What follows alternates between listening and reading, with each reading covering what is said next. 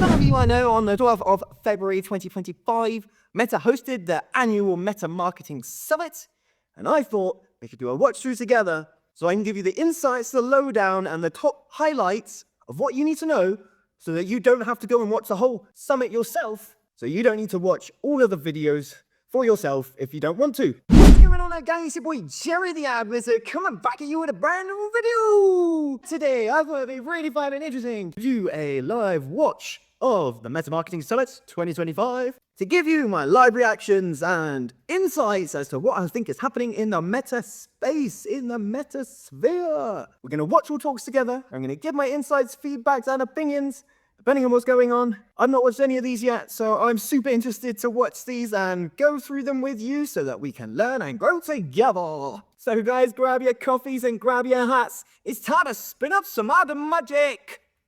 Okay guys, so we are here. Welcome to the Meta Marketing Summit 2025, hosted by Meta, obviously. We're going to watch the sessions from Meta Marketing Summit so that we can understand and learn what is happening in Meta, what we can do for our business, how we can get better results from our online advertising, and how we can get the best from our digital marketing strategies. So let's do this. First of all, the future of marketing in the age of AI. Of course, AI is going to completely dominate the world at some point, so let's find out how marketing is going to change. We got Darian Matras from Meta, and we've got Nick Clegg, my guy, Nick Clegg.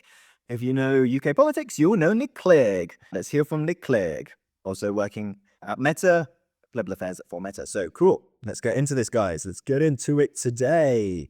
Cool. So welcome to Meta Marketing Summit Online 2025, the annual event you've all been waiting for. And get ready to dive into the era of performance and possibility. So without further ado, let's kick things off with our first session. Mr. Nick Clegg. Honored to introduce you to one of the most influential leaders in policy. Specific and probably more meaningful issues of risk about how a data set's composed, what is the effect on how It's not so much AI having its own voice and reason to do that. People say that if the AI is in the hands of the wrong people, that is the biggest existential crisis or threat. If you listen to Mo Gawdat or any of the AI speakers in this space, that's what they always say, that the existential crisis for humanity won't be an autonomous AI system governing and deciding to do that itself, that it will probably be an AI system in the hands of a baddie, naughty man that's probably going to create this existential crisis more. So that's probably what I would add in there. We're quite a little far away yet, I think, maybe in the next 10 years of this. But they say by 2035, if we get through that point, then we have made it, and hopefully we'll be living in some utopian land with AI. But before then, there is 10 years of potential risk, not from AI itself, but from human beings doing bad things with AI. Firstly, open research. It really is it's been a sort of consistent principle for the company for a very long time. Over the last decade, we have open sourced, openly shared to developers, researchers. Yeah, the LLM model, Llama, if you don't know, is open source, so completely free. And I mean, if you remember at the time, Facebook accidentally leaked it, and then they were like, oh yeah, we made it for free on purpose. I think open source and modeling is great, it's the future, I think. So I'm really glad that it does have that approach. I do think the open source community is going to be the big driving force here, and we shouldn't hold the power of AI to the select few, that we should make it available for everyone. And as we see from Mr. Zuckerberg and everyone else who is very big advocates of this, they don't want to have that power. They want to share it. So they say, that's good. I like it. Nick Clegg saying nice things. Anyone who wants to use any of our models, over 1,000 AI databases, and that means that you get the sort of wisdom of crowds. It's not just us acting as judge and jury about whether you've struck the right balance between innovation and responsibility. It's everyone can look for themselves, or back to summits held in Seoul and in Paris. Interestingly, obviously, Paris AI Summit has taken place, and American stance is very much leave American companies alone, man. So, with unregulation, I think especially within Trump's administration, it probably is a little bit riskier. I do think that we don't want to decelerate innovation within the space, but we also want to make sure that we are doing this correctly. Okay, I think AI is one of the biggest disruptors to the way the world works ever. So we need to make sure that we do this properly. We've learned many mistakes from just letting technologies loose on the world. We need to learn from those mistakes in order to path the best way forward for AI. And it's going to be interesting. It's going to be interesting if USA and the UK, apparently, I don't want to play ball with that. Regulation will only make things slower.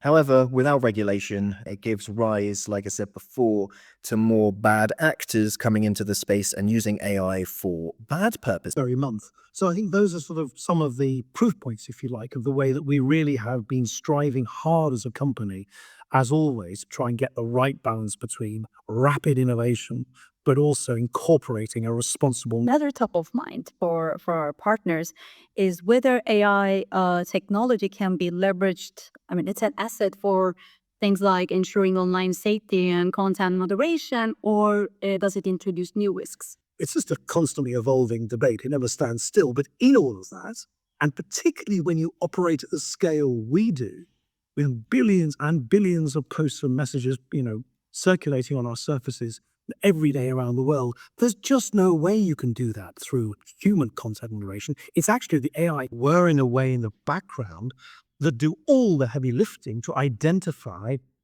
potentially or actually violating content. So in a sense, AI is like a sword and a shield. It actually allows us. And one of the things that Mark actually stressed in his recent announcement was precisely that we were going to try and use our AI classifiers with ever greater precision so that we're not removing content. I think Mark Zuckerberg has always believed, and I think he's very right on this, that it's just not realistic or sustainable to imagine that such a transformative, powerful technology, which is going to change everything from the way that we predict traffic flows to the way that our kids are taught in the classroom to the way in which cancers are diagnosed in hospitals and so on, it's going to touch so many aspects of our daily lives. It's just not realistic to imagine that that technology just remains in the hands of a tiny number of very large, well-resourced technology companies on the west coast of the United States or in China. As a sort of matter of democratic principle, this technology needs to be democratized. And the great thing about open source, Like what Nick is saying here, very nice, very wise. I do believe that AI is such a big, profound technology that we should be having these kind of mindsets. And even though I'm not sure how much to believe from Mr. Clegg in terms of Meta's self-interests, I do think that that mantra or that viewpoint with AI is very, very important. So I'm liking what Nick is saying here. I think it does very much coincide with some of the things that Meta have been saying and the internal Meta AI team have been saying as well. So really nice. This means that particularly if you take the small models, you can run them on your own hardware without any API link, without any data going back to Meta's servers. So it's not only free, you also have extraordinary amount of control over it. The API-based models, the proprietary models, there's always data flowing back to the host servers. So I think it marries innovation, democratizing of tech. It's free, but also control. It gives people real agency and sovereignty in the way that they choose to use and customize this. Okay, guys, so top trending AI-enabled products to maximize your profits in 2025. Let's do this. Who have we got here? Goksu Nibble Perlman. Lovely. Also Vice President at Meta. Let's do it. Marketing Summit. A warm welcome to you all from London. I'm Goksu Perlman, VP of Product Marketing, and in this section of the summit, we'll cover how Nice, but who else here gets super distracted? Super distracted when you know the other person's reading? They're not speaking from the soul. They're not communicating from a raw place, from a natural place, that they are actually and speak from the heart. People will appreciate that more than reading. You know what I mean? that by using AI recommendations to help us match the right content to the right person. In fact, 50% of content on Instagram is now AI recommended. Of course, guys, if you don't know already, the algorithms, the feeds, all of these things are run with an AI backbone. So if you're organically scrolling through Instagram, even TikTok, AI technology is there, okay? Feeding you the content that you like, learning about you, what you think would be interesting. And Reels and video content continues to be a huge part of the content that connects us. 60% of time spent on both Facebook and Instagram is now video. And not only do our users watch, but they also share. 3.5 billion Reels are shared every day across Facebook and Instagram. 3.5 billion reels on a daily basis. Reels are working for brands too. According to a recently commissioned study with GWI, 80% of Gen Z have purchased a product after watching Reels. We're also seeing marketers leverage a full stack of AI use cases, expanding on existing successes with AI. They're tapping into generative AI to help create ads more effectively and efficiently, and even using agentic AI on messaging platforms like Who's using some of this stuff, guys, already? Who is using these AI features? Let me comment down below. I'm excited to share with you some of the trending products our most innovative clients are leading into to drive growth for their businesses, whether that is through relying on our AI to connect your ad to the right customer or using our generative AI tools to help diversify your creative assets. Of course. And yeah, audience signaling as well as all of these Advantage Plus features in our Meta Ad Manager systems are all the AI systems, guys. Okay. The campaign level and the ad level are the only levels that you really need to worry about now. If you are using and harmonizing with Meta's Ad AI, you know that the ad set level is becoming more and more erroneous. The audience targeting, the placement settings, and the budget control settings, if you can enable these to be auto Advantage Plus as much as possible, you're giving more leverage and more power to guys. Like, I'm sure some of you have also been testing this. Broad audiences between interest-based, lookalikes, and if you've got a more mature ad account, typically garner the best results. I have done for us and our clients. We do test all three of those audience targeting types, but broad seems to always be king. 99% of the time, and shows the power and leverage that the Meta Ad AI has in finding us good results. First up, to reach the widest audience with your campaigns, we of course have to talk about Meta Advantage Plus. Meta Advantage Plus is a suite of products that help you maximize performance by using AI to optimize all or parts of your campaigns in real time and match ads to the people most likely to take action. It's also quite good for Meta to roll these features out because, Meta is really trying to, much like Google is trying to lower the barrier to entry for business owners and marketeers to come and use their platforms, and giving more power to AI that you can trust or know will give you a good result is a good thing. And it means that more people can go and advertise using Meta and Google, and the barrier to entry in terms of skill set is lower, meaning that there isn't as much learning needed to create ads that drive value for your business, so much that Meta and Google's AI is going to do a lot of the legwork for you guys. So as ad managers, one thing that you could be thinking is, hey, but what about my job? What's going to happen to ad managers as AI starts taking over those systems? Well, there's going to be new systems. Just this week, Google launched their speculation and their willingness to, for example, start running ads on Gemini, Google's own AI system, to have native ads to AI systems like Gemini. This is something that they're also thinking about. So don't worry, guys. As AI leverages more and more learning, there will always be need for an ad manager, because as technologies develop, new ad managers will be needed in order to create ads on those new technologies, for example, Gemini AI. So just wanted to touch on that because that was also a news story this week that tells me that there is still a lot of things that we can do and a lot of growth to be had in this space as an ad manager, as an online advertiser, and as a digital marketer. We've seen impressive gains as a company on our return on ad spend for advertisers.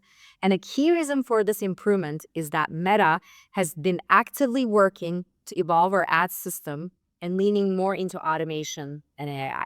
Exactly what's it? Meta Advantage Plus drives performance by responding to real-time data to maximize business results. It leverages AI to deliver the most effective ads across the widest possible audience to find more customers and to deliver more relevant, engaging customer experiences that drive action. So guys, this is exactly how the AI is working, how the AI can personalize advertising to the user's experience and the user's expectations and behaviors. So here, responds to real-time data obviously delivers the most effective ads and delivers more relevant and engagement customer experiences. Meta want people to have a good time on Meta, right? So a lot of these experiences, personalizing it to who you are and what you find interesting is super important. And as we can see here on the right hand side, some benefits to using some of these AI technologies already, not super profound, but improvements nonetheless, right? If you've got big advertising spends and you're spending millions of dollars a month on ads, a 9% increase, it's very good. Looking through meta case studies of other businesses that have been implementing this and tracking their progress and their business growth as a result of using these AI technologies within their ads, it tells me that there are significant improvements through using this AI technology on your ads. On average, businesses are seeing 9% improved cost for acquisition when using Advantage Plus sales campaigns, 7% improved cost per acquisition. Obviously, it's an average as well. We see sometimes better than this. Again, it depends on your starting point and how much you're spending on the offset. That's why I keep saying when we do our case study deep dives and analyses, these are average. Okay, on average, it depends what your starting point is. But like I said, if you're spending millions of dollars a month on ads, a 9% increase is very significant. When more value from conversions driven by Meta Advantage Plus with our features that maximize the value of conversions. Generating value from campaigns on Meta means different things for each business. Some businesses will be focused on acquisition volume, while some will be thinking more about return on ad spend and revenue growth. For our advertisers focused on revenue growth, the ability to set campaigns to maximize for conversion value has been a great tool to drive total revenue goals. And we've extended functionality here. Firstly, we're increasing attribution types and now supporting view-through attribution.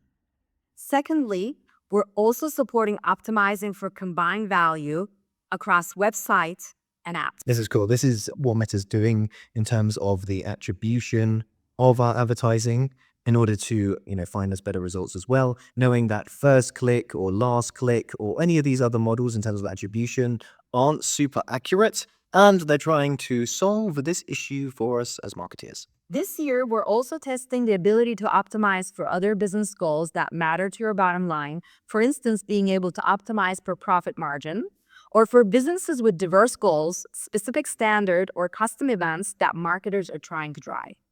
This will be going into further testing over the next few months. Very cool. Look forward to testing some of that myself. In an age of automation, where you don't have to manually choose audience segments and behaviors, diversified creative really becomes your new targeting strategy. That's what I say as well, and have said for a little while now, okay, that optimization happens at the campaign level and at the creative level. So if you have hyper-specific targeting at the creative level as you're creating your ads, Meta is going to go and find people who are resonating with that creative, okay? So a lot of the optimization happens at the ad creative. So having specific messaging to go and having diversified creative messaging here means that is the power that Meta uses to go and find you those audiences. So you have hyper niche creative and very diversified creative. That creative is going to go and find you the audiences versus at the ad set level in those parameters, those audience targeting, etc. A lot less erroneous now.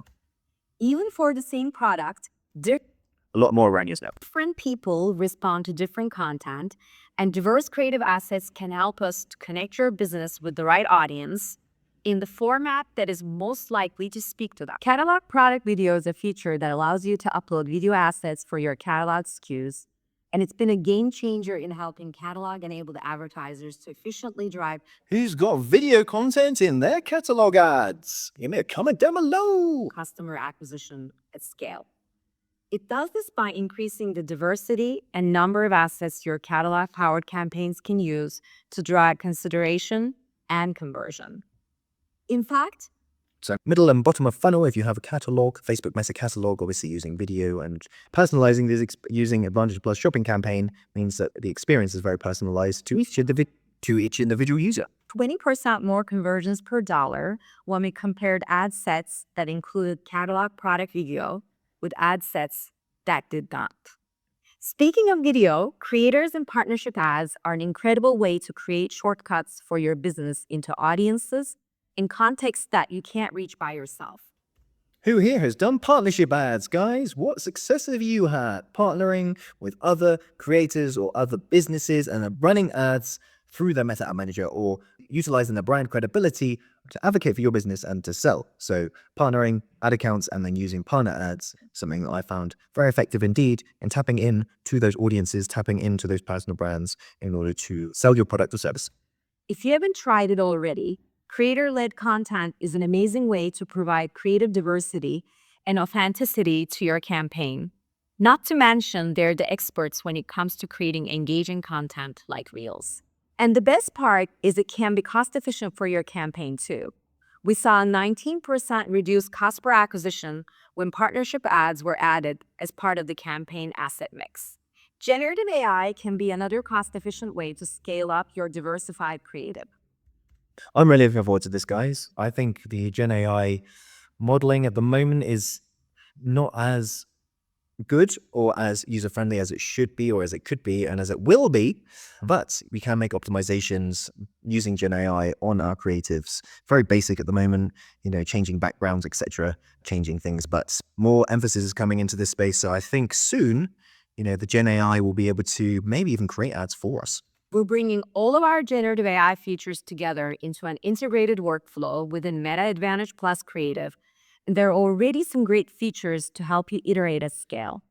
Text generation allows you to use generative AI to help create primary ad text, and we're improving this product soon to help you utilize this feature across more text. Who's been using this text generation thing? I've obviously seen it in the ad manager, but I always think every time I tested it, I've always think that the copy is a little bit worse than what I suggested in the first place.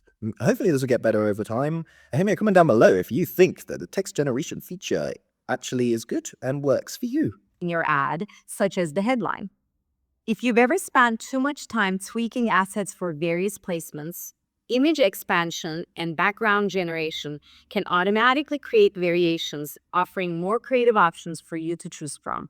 We're also improving the types of realistic backgrounds you'll be able to generate through this feature with future models. We are investing heavily. Meta and Google are doing this. And if you watch my video on the latest AI updates from Google Ads and what Google is planning over this next period, there is a lot of emphasis being done here. They want you to, make these iterations in the ad manager itself. Okay, guys. So Gen AI is going to be used to create new iterations of your ads in the ad managers themselves. They don't want you using third-party tools. So they're working hard to ensure that you create your ad, you optimize your ad in the ad manager itself, okay, without using any additional third-party tools. So this is something that's coming, something that Google is also working on, and something that we'll see more and more in our ad managers as time goes on. In our generative AI tools, and there's much more to come in the near future. Using our generative AI tools to diversify your assets, or leaning into engaging formats like catalog product video or partnership ads, can provide our systems with more opportunities to connect your brand with customers likely to convert. Thank you for watching, and I'm wishing you a fantastic rest of the summit. Thank you. We have some case studies at the end. I do videos going through meta case studies, so check those out and see it for yourself. Great, guys. Now we're going to go through the next video. Acceleration through automation. How to supercharge campaign performance. Go. We got a whole load and a whole stack of speakers in this one. So let's get into it, guys. Product manager at Meta, and today I'm joined by 3 panelists to talk to you about automation. And specifically, we're going to be talking about Advantage Plus Shopping Campaign. Advantage Plus Shopping Campaign, or who here is using Advantage Plus Shopping Campaign? Super AI-based campaign is garnering a lot of results for those e-com businesses out there and some non-e-com businesses. Check out the other videos where I'm going through Meta case studies to show you exactly how businesses are utilizing the Advantage Plus shopping campaigns for their Meta ads. also as we call it, ASC, is our most performant end-to-end automated solution for sales campaigns.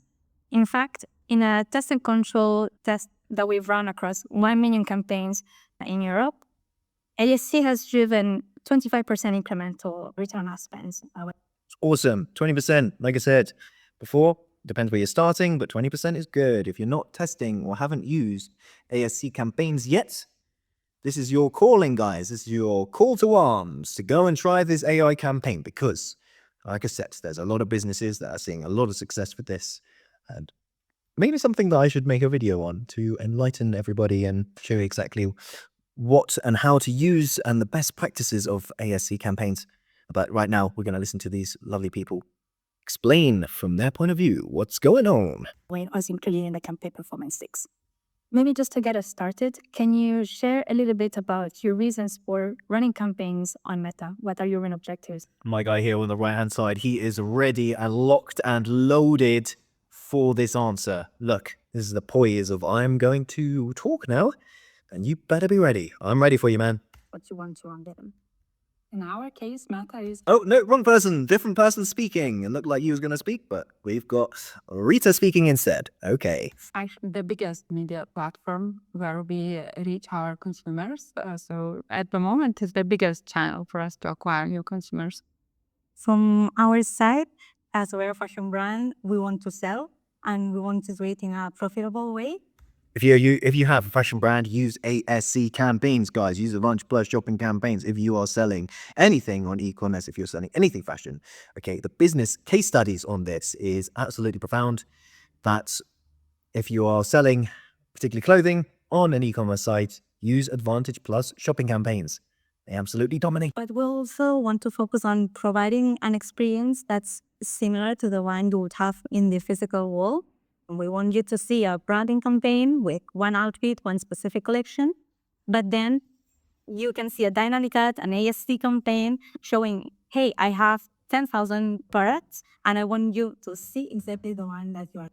10,000 products. Some business has got 10,000 products in their catalog. Wow.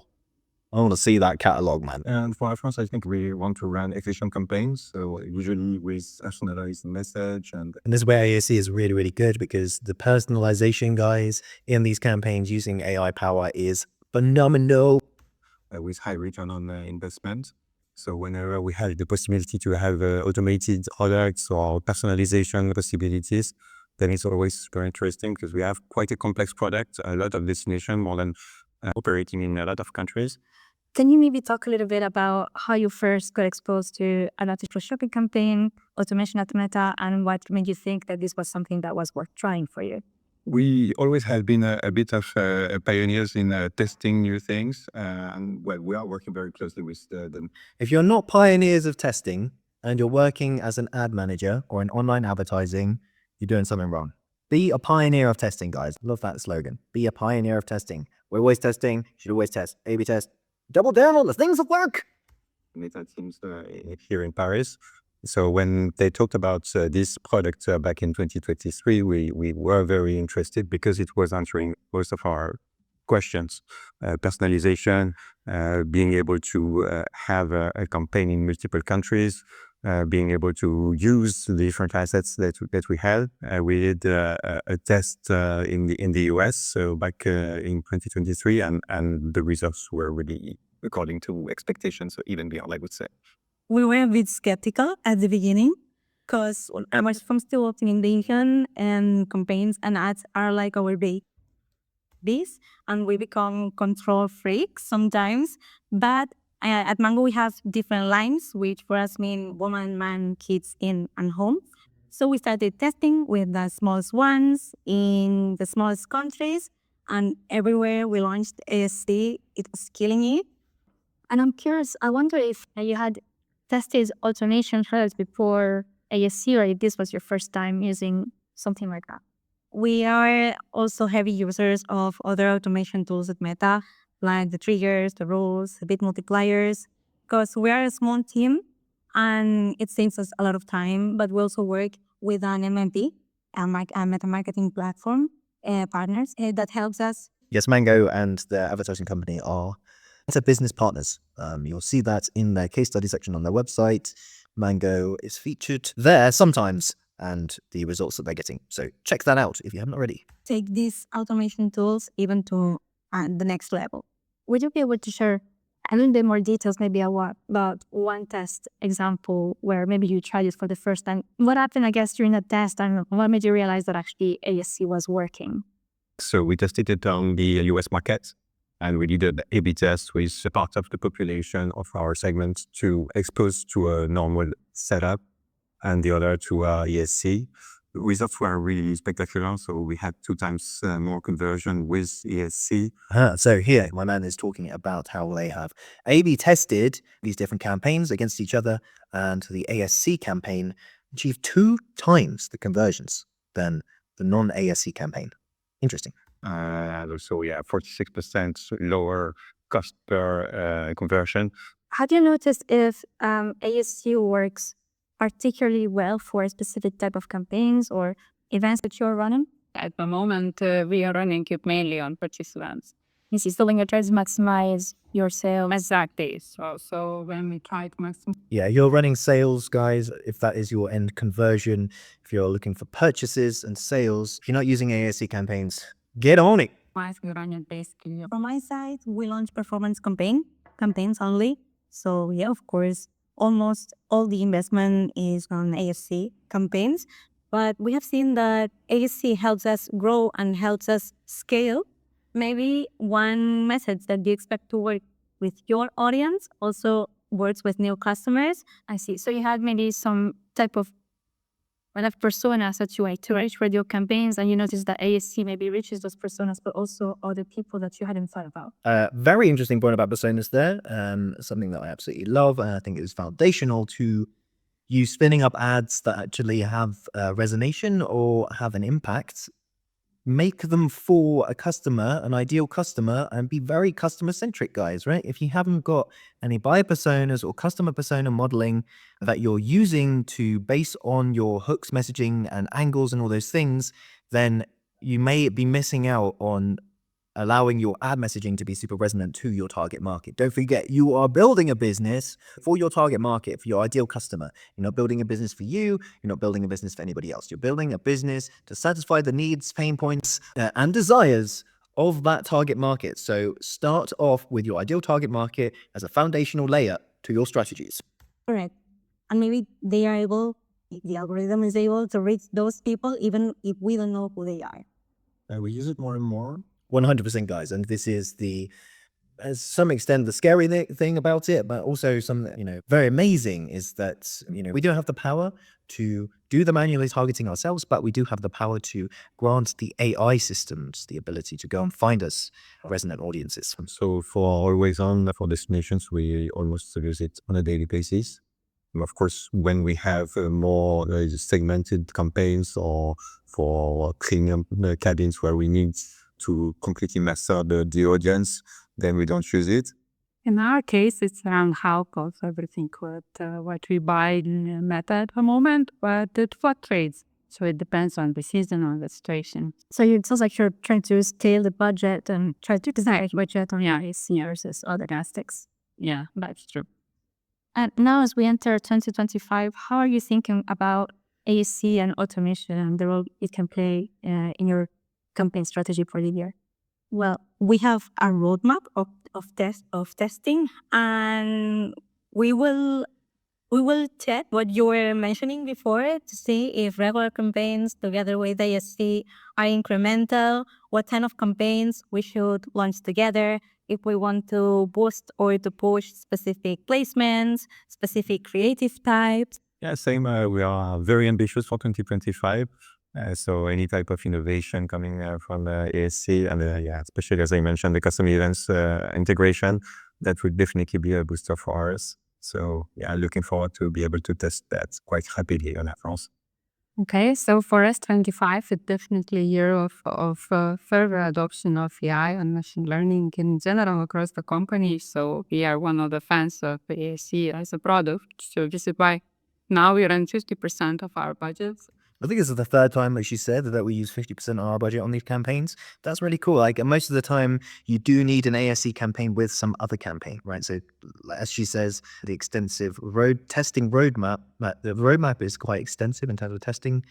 But adjust and fine tune depending on the results that you see. You might find that coupling different campaigns together will give you better results. And to test this, Before we hear anywhere else and you're new here, don't forget to hit that like and subscribe. Don't forget to hit that notification bell to make sure you never miss any more pod updates. We are here many times a week to help business owners, online advertisers, and digital marketeers get the best from their online advertising, paid media, and digital marketing strategies. But without further ado, let's get on with the video. maybe we will go to 60, but still we will keep part of our business we run on other products because it's really important for us to have diversification in our accounts. Big thanks to all three of you for sharing your thoughts about ASC and automation. Before we sign off, is there one last piece of advice that you would give someone that hasn't tried ASC yet? I don't want fun like Nike advertising, but yes, it's Nike advertising, just do it. really so. You need to try it and do it now because, otherwise it will be simply too late in the roadmap. Same, I'd say test. Think about it internally first with your teams to see the best structure for your campaign, for your business goals. And yeah, don't be a control freak and test it. Give it a chance. Same for me. We see that digital marketing is evolving super fast with AI now being almost on every single tool. It's there, so test it, learn from it, and renew the experience is certainly the best advice you can have in 2025. Cool. Thank you, guys. If you're not using the lowdown if you're not using ASC campaign, you better get on it. Okay, right. Innovate to elevate. Winning tactics for business growth. Let's hear it. These have very, very interesting names. I'm not going to, offend anybody by trying to pronounce these names, but they are absolutely amazing. Let's get into it, guys. Hi, everyone, and welcome to MetaMarket Summit from Stockholm. I'm Cecilia Sundström, and I'm heading up Meta in Nordics. In this section, we're going to talk about how AI and innovation will elevate brand presence and performance. And today, I'm joined by my dear friend, Robin Leonhuber, who is the global Robin Leonhuber. head of customer acquisition. That was her name. H&M. Robin, Amazing. before we dive into this exciting topic, can you say a few words on your role at H&M and what you do? Thank you for having me. Super excited. So basically, if you want What's this hair swish? It's quite cool. to sum up my role, I'm in charge of marketing activation. So 3 different pillars. One is strategy and play, where basically we set all the frameworks, all the ways of working, and we implement them in our 10 different regions.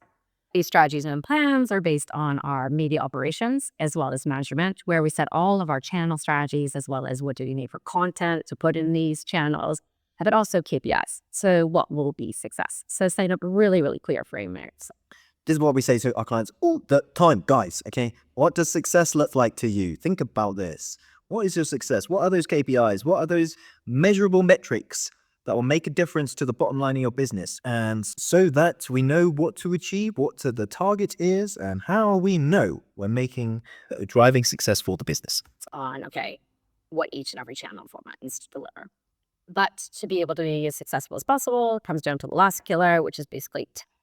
So we have a value stream, which is basically a tech department that enables us with both all of the tech we need to drive these different results. But most of all, we're able to use AI, we're able to use our customer data to be more personalized and relevant, and really This is the third time I've mentioned personalization, guys. If you're not thinking about personalization at this point if you're not thinking about personalization in your ad journey, in your customer journey, then I highly recommend doing so, because this is going to have a lot of leverage also within your buying power and your buying custom and your buyer's journey. So get into custom personalization, guys. Segmentation. Make sure that your messaging is personalized to those different buyer personas, and that personalization, and that you've tapped into that personalization piece at every level of your funnel and your marketing strategy. feed back into the strategies, plans, etc. So I've got the full kind of ecosystem, which is exciting. Which I understand that is exciting. So looking at our partnership, we've been I understand that's exciting as well, actually. deeply committed to this partnership from The hands up, what H&M are spending on Meta, do you think? What is the spend in their ad manager, do you think? It's a lot, especially worldwide, guys. Probably a massive account for Meta, and highly advantageous for Meta to create that partnership. transparency. We have a mutual understanding of our business. And I've been so pressed to see how you use test and learn mindset in everything you do. You nailed it when you said partners. So we really worked for the past many years now working on a relationship. So having a transparent dialogue, being very clear on expectations, and with that you build trust. And so As Brian Tracy says, an expectation not articulated is failure guaranteed. that trust allows us to be a little bit more challenging when we look at different strategies, but also trying to like encourage each other to test more. We have quite a big test and learn department within H&M, and that's just because we want to call it something also goes. So the trust we have as partners has really been able to fuel that relationship. Yes, and Yeah, and just to give you some context, guys, Meta business partners, they do have internal Meta teams that help the businesses scale. It's in Meta's best interest to work with big brands that are spending a lot of money on advertising and to help them get more and better results from their advertising so that those big brands spend more on Meta advertising. I think that's so exciting with our collaboration that we keep challenging each other, and that's truly rewarding. You touch on the role of AI and its importance to drive media efficiency. And I think it's widely known that ASC is our AI solution product that really drives media efficiency, especially for the performance-focused advertisers. And this is by no means a secret to H&M. In fact, you were early on to adopt, and you are a significant adopter and has been for the last 2 years, not only on online sales. If you would describe how ASC has evolved your business, what would that look like? So a few years ago, we noticed that we weren't getting the most out of our challenge. And so we're like, okay, do we need to shift the money or can we do something new? Have we maximized our customers? So through ASC, we really tried to push the button. But what we noticed over the years is it's moved at us driving performance on a media perspective, but also on an operational perspective. We are a global company. Yeah, less effort to maintain, to manage and optimize campaigns when it's an AI campaign like this. Just the operations around, setting up campaigns and the different formats. It's a lot very time consuming and then very costly. So ASC has been quite beneficial for us, both from an operational perspective, but also a media performance. And how do you track that media performance? What does that framework look like, and the results can talk about that? Yeah, so to get started, we back things up. To get started, we did a soft launch 14 markets to see, does it actually really work? Rolling it out after like the first month, we saw a 20% efficiency on our cost per acquisition. That's the most important. Awesome. 20% reduction in cost per acquisition, guys. Okay. And if you're like H&M and you're spending many millions of dollars or pounds a month, as a huge difference. KPI that we have and that we look at. Having this kind of process and methodology of test and learn gave us the confidence to be able to do that kind of drastic shift and move everything over to ASC quite quickly. And I know that because it's worked really well for purchases, you also started using ASC further up in the funnel and consideration there. Yeah, so once we nailed the performance piece, you're never ever satisfied, of course. So we're like, okay, what is our next challenge that we need to tackle? We have obviously a consideration challenge. It's not unique for H&M. I think it's quite common in our category, especially in our vertical. We need to reach our consumer, a new consumer group, a younger group, with basically the right type of content and the right type of format to really like drive some type of relevance and interest. So basically, based on that, we really tried to move using AI to find that new audience group. Okay, so just a summary there, they were using ASC campaigns in middle and bottom of funnel, okay, in consideration stage is saying then utilizing this, and at top of funnel to find new audiences. So across the funnel using ASC. And you're onto something that's truly interesting and also truly important. The fact that we need greater diversification to drive campaign success. And you've been really successful in the last year.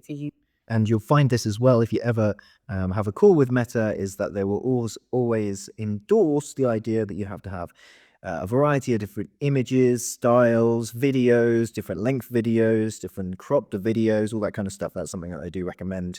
If you're just running a campaign with just images, try adding videos as well. You may find, well, you will probably find that the success of your campaign will increase as a result of utilizing a multimedia asset group within your campaigns. Use creators to not only create that creative diversification, but also reads first language, reads first content. Yeah, exactly. So in the first step, like we did with ASC, we're reusing a lot of our own traditional content. We are a global company, so obviously we have to do something that fits the majority of our countries. Looking at our summer campaign, we did a swimwear campaign, which is super, super relevant for everybody in Europe. But then looking at the US, obviously, they don't go on vacation the same way we do. So we identified a gap, but we also identified an opportunity. So looking at our partnership, we came together. We talked about, Nice. Somebody's been doing their SWOT analysis. Holla. okay, what can we do to actually solve this? You guys have been in great support together with a few other partners, DMX, and then also Smartly, to say, okay, let's do something different. We worked with 9 different creators, which has been incredibly successful. I think the key was us working really, really tight, but not just that, we also created a really clear brief to the creators that formed Find Your Beach, which was a really, really successful campaign in the US.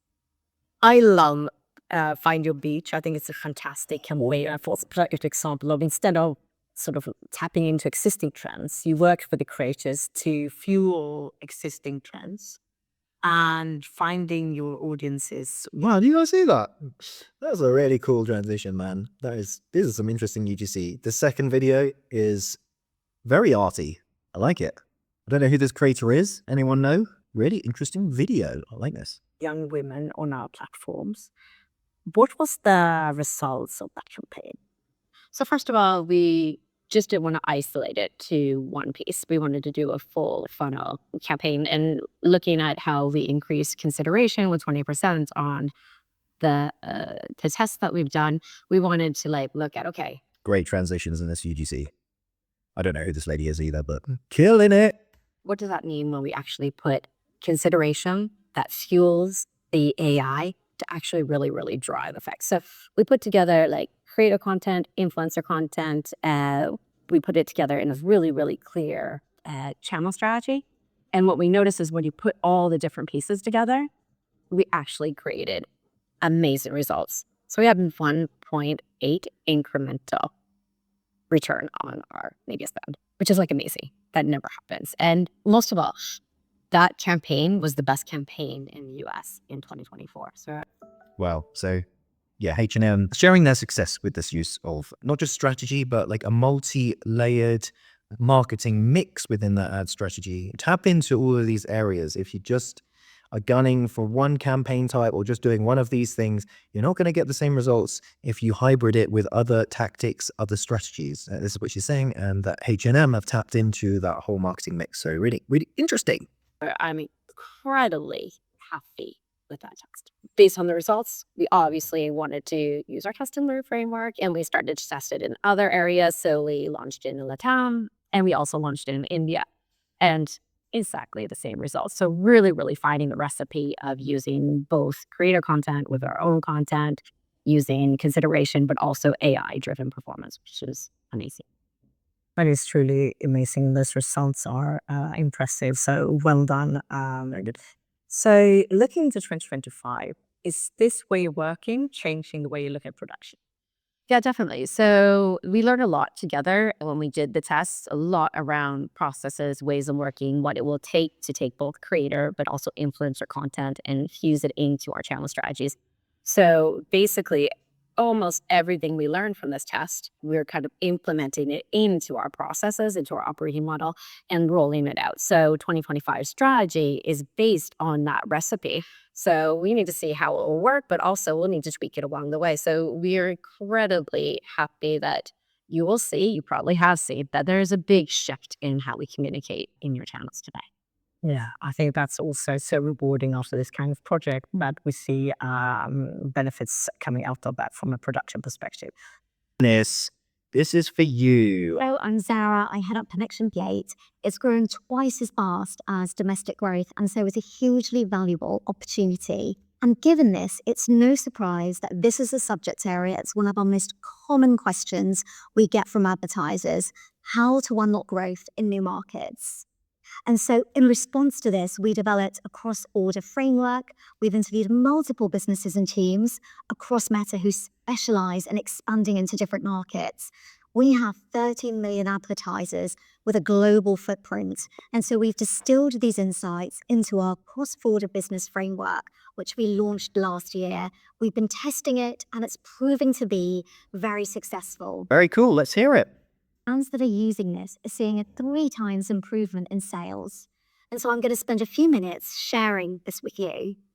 At its core, there are 2 fundamental elements to this framework: discoverability and culture. When it comes to discoverability, this is all about using the power of AI to ensure your business is being discovered at the most valuable moment to the most valuable audience. And this is why something like Meta or Instagram ads are very good, because for discoverability, as you're scrolling through the feed, ideas come to you and you can understand and find out about new businesses that might have an impact or resonation with you. So discoverability, huge for Meta and Instagram. And secondly, cultural cut through, using creators as accelerators into culture to drive impact and relevance into a new market. Interesting. So yeah, both of those things, discoverability, using these platforms, and then using relevant creators who already have an established presence in order to cultivate and to increase the brand trust, brand leverage, and everything else in these new markets. So kicking off with discoverability, AI plays a critical role here, and improved AI recommendations are reshaping discovery. And we've seen a huge shift. If we look at data from 2018, the number 1 place to discover new businesses and brands is search, followed by TV, followed by social. And actually that's flipped. You know, now when we look at the data for 2024, social is now the leading destination. And in fact, if we double click in this, That's why discovery platforms, much like Meta, Instagram, or TikTok, or Snap, these are great for driving awareness around potential pain points, etc., to bring people into the funnel. And that's why I've actually got a video on discovery-based platforms and intent-based platforms. I'll stick a card in the corner so you can watch that. But there are different platforms for different reasons. And I would say that Meta and Instagram, although they're also very good for driving conversions, they're also equally good, if not better, at the discovery piece, okay, allowing people to discover your brand, your business, and cut into the fold, into the funnel. into a little bit more detail, we can see that Meta leads the way across the consumer journey when it comes to driving discovery to post-purchase. But I want to tap into discovery into a little bit more detail, in particular when it comes to discovering new audiences, because advertisers often want to expand beyond their core audience to new audiences when it comes Have you got Audience Plus expansion turned on? Maybe this is what she's going to go into. to cross-border businesses. And AI here plays a hugely important role. In the age of AI, when it comes to audiences, it's not the targeting that dictates who sees the content. It's how relevant the machine thinks the content may be for these audiences. And so we really here build in diverse content and diverse creative. The more diverse the creative is, the better the system is at finding new audiences. Again, like I've said before, optimization happens at the creative level. So if you can get creative with your creative, you're going to tap into new audiences. If in the middle section of your ad set, at the ad set level, you've got things nice and broad, set to broad or open targeting, then the optimization happens at the creative level. So if you have interesting hooks and messaging in your creative, Meta is going to try and find people who are going to resonate with those. Cool. Diverse content includes concepts. This might be emotional, rational, brand-led, product-led. It includes diverse formats, diverse languages. AI will deliver the most relevant ads to the most relevant audiences, and in this way, maximize effectiveness. And we refer to this as creative as the new targeting. It's the That's exactly what I'm saying the whole time. creative that finds your audience rather than the other way around. And it's really critical to cross-border businesses, as there may be blind spots when it comes to connecting with new audiences. A really great example of creating diversification is Boohoo So Boohoo wanted to reach new audiences. They wanted to reach a very specific younger audience. In the past, we may have gone down a very targeted approach, added more controls against a very tight audience with a clip. I'd say the creative diversification here that they're trying to allude to is, I mean, it's nice creative, but it's not very diversified, is it? I'd say that all of these are pretty much of the same theme, this kind of UGC, transitional, fashion-based ads. Here we can see the other catalog. We are running hugely diversified ads. We have 20 UGCs and 1 catalog ad. Diversification. A piece of copy But for Boohoo Man, we shifted this. We used creative diversification, multiple creative formats to see what resonates with Would have been good to see the other creative formats that they're using, but never mind. different types of audiences. We gave the freedom to AI to do that. And Boohoo Man saw huge success. We achieved 62% incremental new audiences by using this approach in a much more cost-efficient way. So this is, a huge recommendation, and it's something that's incredibly critical to our cross-border business approach. The second principle we focus on is cultural cut-through. How can we gain cultural cut-through to achieve our presence in a new market? How can you leverage personal brands, smaller brands, or already established existing brands in that new country or culture? And how can you tap into those audiences in order to gain leverage for your business? And you will have heard about this content, which is, absolutely brilliant work. But in particular, the bit that I really want to kind of highlight, and I think one. Here we go. Here's some diversification that we can see here. What we got? So awareness with hero videos, of course, top funnel. People don't know about you. You want to introduce these kind of pain points. You want to know that they want to tell people where there is a pain point, right? And then as you get into the middle of funnel, the consideration stage here, they're using ASC campaigns, again, because it's a fashion-based e-com brand. They're utilizing ASC campaigns and telling the audience who are in the middle of funnel why they are the solution. And then utilizing here, where I can see a purchase ASC conversion to drive bottom of funnel conversion actions to those people who are in the decision-making stage of the customer journey. One of the most crucial elements from this is how are we using creators to develop this creator content engine. And once we see the content that's making a huge impact, you can use our AI tools, one of them being our creator content recommender. And guys, you'll see this in your ad managers themselves. You'll see next to your ads labels, either they're performing above average, average, or below average. So take a look at these, because these are the ad quality scores and the ad quality rankings.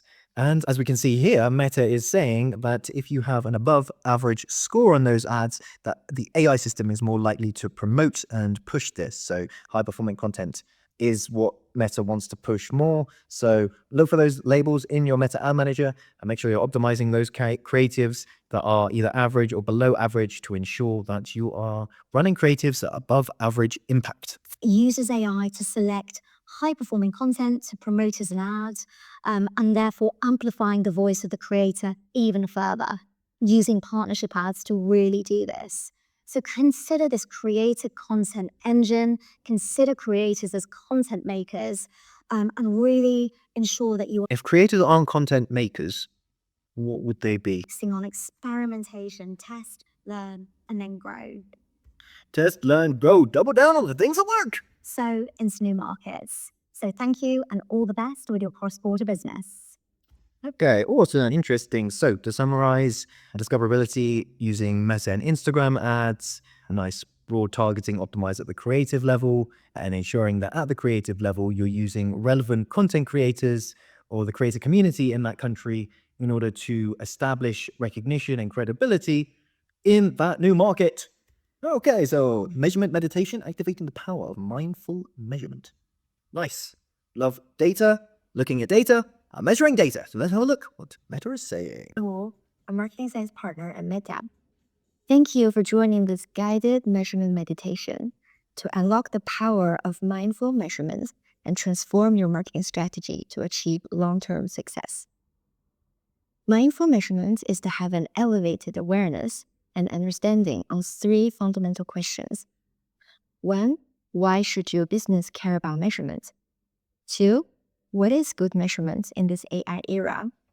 And 3, how to leverage measurements to drive long-term growth.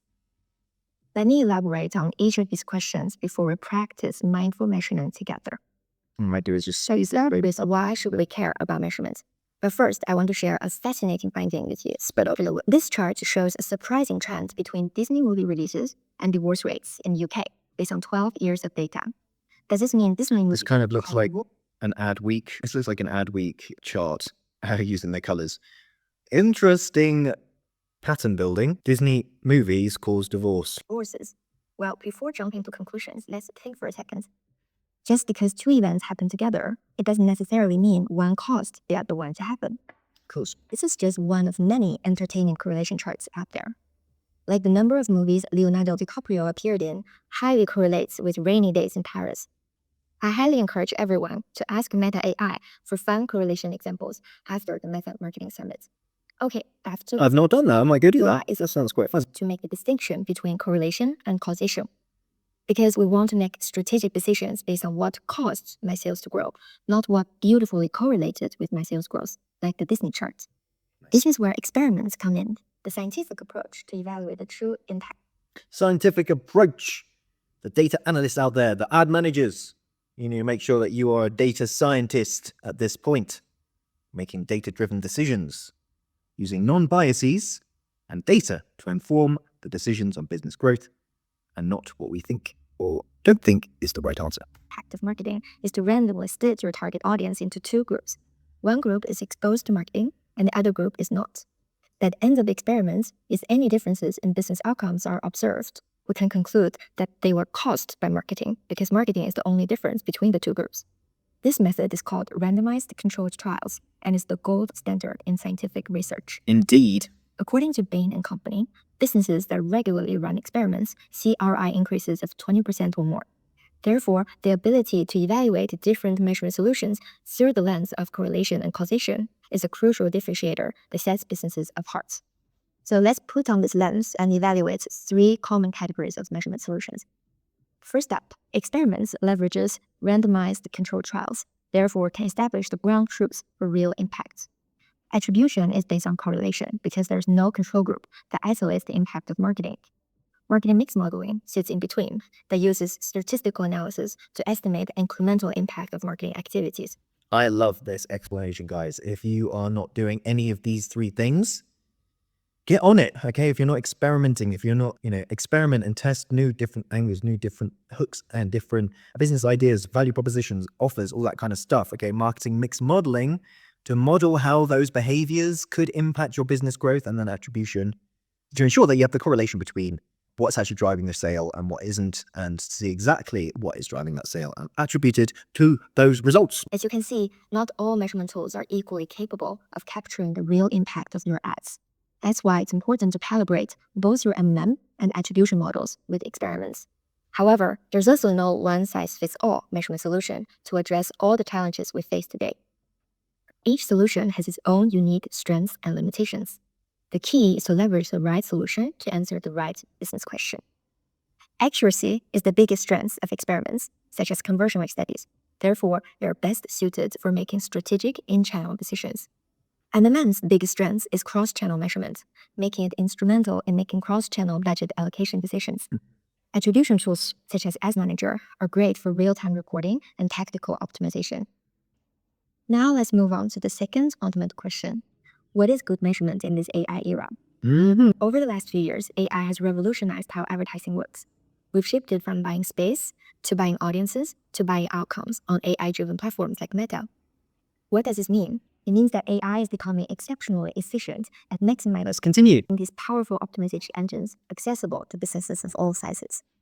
Now you may ask, when everyone has access to Meta's super AI, how can my business stand out from the crowd? The answer lies in how well is your business aligned on three key elements. What's the long-term business goal that truly matters for your business? How is your long-term goal broken down into KPIs that you and your teams are measured on? And what outcomes are you asking Meta's AI engines to deliver? We often get when these elements don't align. For example, a retailer aiming to drive omnichannel growth might only optimize towards online purchases and measure success using last click attribution. Or an app advertiser aiming to increase profitability by optimizing towards app installs and measuring success based on cost per purchase. But today, I want to share one advertiser story. If you read The Lean Startup, a lot of that methodology makes sense. Eric Ries, if you haven't read Eric Ries's Lean Startup and you're a business owner, you have a startup, what are you doing? Get on it, mate. Three elements were aligned, and this alignment became a game changer for their business. Clegg is a Danish retailer who has a clear vision to drive long-term profitable growth through acquiring high-value loyal customers. We have them create signals that represent their long-term profitability based on a predictive customer lifetime value model, or PLTV, in collaboration with third-party solution provider Churning. Through extensive testing and iterations, we developed an innovative PLTV strategy using fit multipliers to optimize towards our high-value PLTV signals. This is cool, guys. This is advanced level stuff. Work together to define both the testing KPI and the ultimate success metric, repeat purchase rate from new customers acquired through the PLTV strategy. This Repeat purchases, typically one of the highest value audiences that you can have within a business. Not just somebody who submitted a lead, not just somebody who's booked a call or purchased from you, but repeat purchases, okay, with high customer lifetime values. close partnership led to remarkable results. The PLTV strategy not only drove 31% more incremental purchases compared to the existing strategy, but also attracted new customers with 24% higher repeat purchase rate over a 6-month period, according to the client's own cohort analysis. Drawing learnings from Sister Negrena's journey, one of the defining success factors is their unparalleled execution of the test and learn framework. Yep, and this is a creative sprint, guys. If you don't know what a creative sprint is, or you'd like to learn some more about creative sprints, the process in which you iterate and create to drive growth, to double down on the things that work, you need a creative sprint process. And I've made a video specifically around this. I'll stick a card in the top corner so that you can go and see the best practice for creative It sprints. started with a clear vision that their entire company is aligned on. And together, we formed hypotheses on what potential strategies could help them optimize directly towards our long-term goal. We then tested the hypothesis with a conversion rate study to measure the true incremental impact of the strategy. In Disney movie style, this is where I would say the test was super successful. They adopted the strategy and we all lived ever after without divorces. A reality is not a fairy tale. The initial conversion rate study did not show improved results, but they didn't give up. Instead, we went back to the hypothesis phase and collaborated on potential tweaks to test. This iteration between new hypothesis and new testing happened 8 times over a 3-month period before we finally developed a solid PLTV strategy that consistently outperformed their existing one.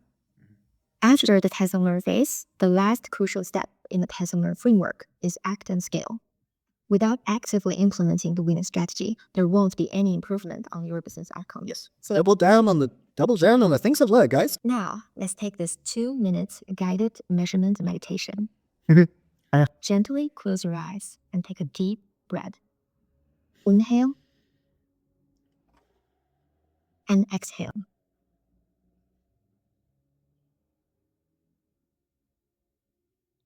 Now, gently bring your attention to 3 questions I will be asking you. Question 1. What's your long-term business goal that truly matters? Nice. Are your KPIs and optimization signals aligned with this goal? Question 2.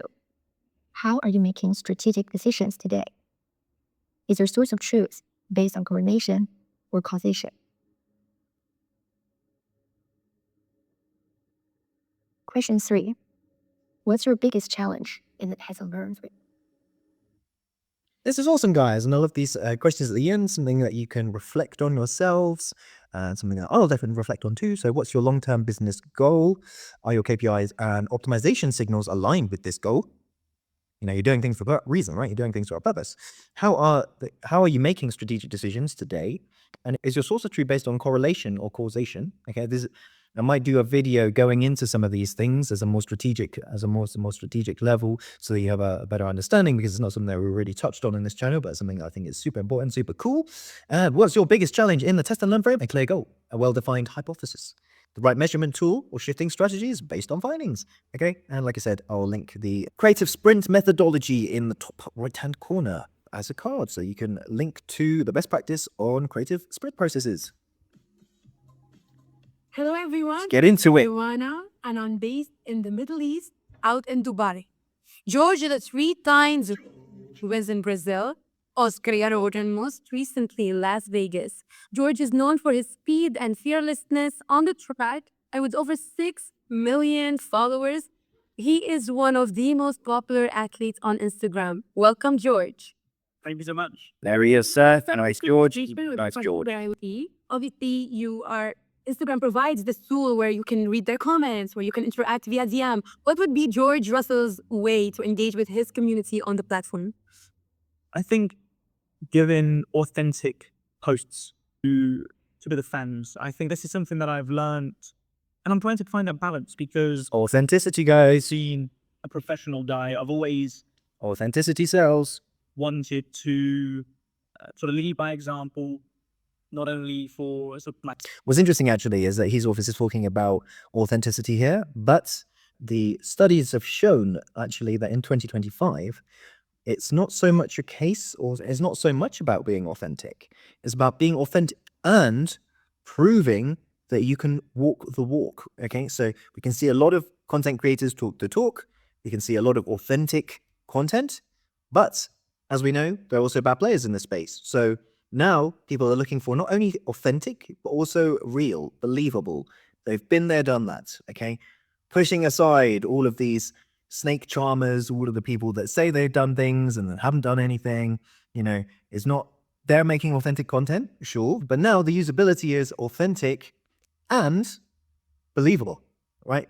Authentic and genuine. Okay, so they are walking the walk and they talk the talk. They are not another voice that just says that they're authentic and has a voice within the space, but also can talk the talk, can also walk the walk that they are preaching. Okay, so, and this is something that behavior that people are looking out for on these social media platforms, is that they want people not only to talk, but also to walk the walk. And demonstrating that you can do that with authenticity is one of the key pieces in 2025 for building organic and genuine followers.